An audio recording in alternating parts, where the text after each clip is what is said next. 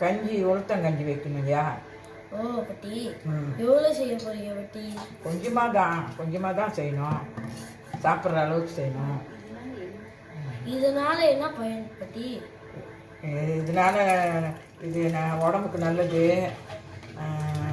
நெஞ்சு வலி, இடுப்பு வலி எல்லாம் நல்லா இருக்கும் சாப்பிட்டா.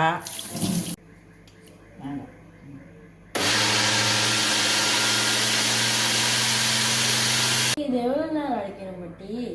ஒரு அரை மணி நேரம் அரைக்கணும். அப்புறம் நல்லா மண்டிட்ட உடனே சுடுதண்ணி கொட்டி வச்சு கஞ்சி சாப்பிடணும்.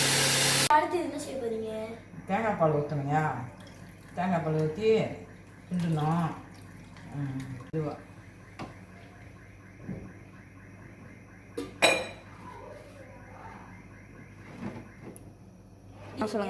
உப்பு போடணும்.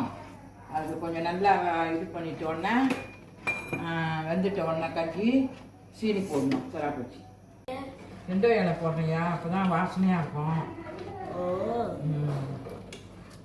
நல்லா இருக்காயா? நன்றாக இருக்குது பட்டி. சீனினா கரெக்டாக இருக்கா? அப்போ நல்லா பிடிக்குங்கய்யா.